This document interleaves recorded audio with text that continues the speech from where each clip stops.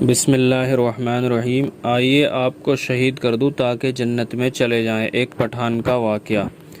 ایک عالم صاحب مدرسہ چلا رہے تھے۔ اس مدرسے سے ہر سال لڑکے عالم، حافظ اور قاری کی سند حاصل کر کے نکلتے تھے۔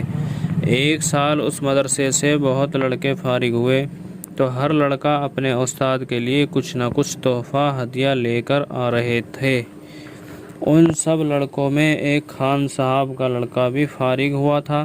اس کے پاس استاد صاحب کو ہدیہ تحفہ دینے کے لیے پیسہ نہیں تھا۔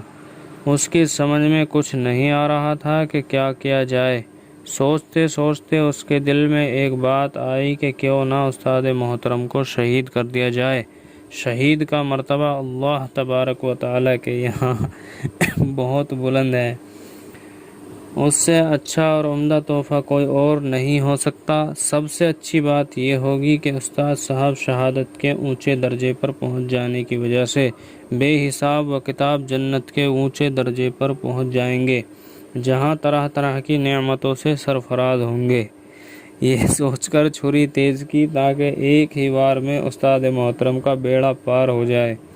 بہرحال چھری لے کر استاد صاحب کے پاس پہنچا اور کہنے لگا، حضرت جی، سب لڑکے آپ کو ہدیہ تحفہ لا کر دے رہے ہیں اور میرے پاس کچھ ہے نہیں کہ میں آپ کو ہدیہ تحفہ وغیرہ دے سکوں، لہذا میرے دل میں ایک بات آئی ہے، اس میں آپ کی کیا رائے ہے؟ استاد خان صاحب کے لڑکے سے پوچھا، کیا سوچ کر آئے ہو؟ اس نے کہا کہ میں کچھ ہدیہ تحفہ تو آپ کو دے نہیں سکا، البتہ یہ چھری میری کمر میں ہے۔ یہ کہہ کر اس خان کے بچے نے کمر سے چھری نکالی اور کہا، میں چاہتا ہوں کہ آپ کو شہید کر دوں تاکہ آپ بے حساب و کتاب جنت میں چلے جائیں۔ اس خان صاحب کے بچے کے ہاتھ میں چمکتی ہوئی تیز چھری دیکھ کر اور اس کی بات سن کر استاد صاحب کے بدن میں کپکپی آ گئی کہ کیا کریں۔ فوراً استاد کے دماغ نے کام کیا اور اس خان صاحب کے بچے سے کہنے لگے، بیٹا، آپ نے بہت ہی اچھا سوچا ہے، تم یہاں بیٹھو تاکہ میں وضو کر لوں، بے وضو شہید ہونا مناسب نہیں ہے۔ خان صاحب کے بچے کو بہت خوشی ہوئی کہ استاد نے مشورے کو قبول کر لیا ہے۔ یہ سمجھ کر وہ اطمینان سے استاد کے کمرے میں بیٹھ گیا۔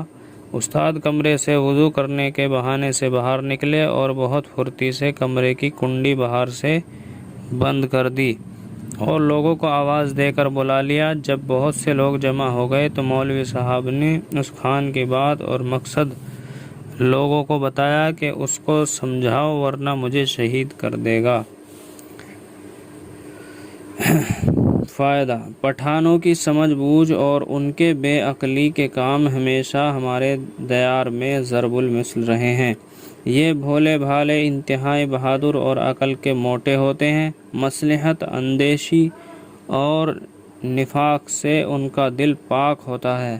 جس چیز کو بھی درست سمجھتے ہیں اس کے لیے جان دینے اور لینے سے بھی گریز نہیں کرتے۔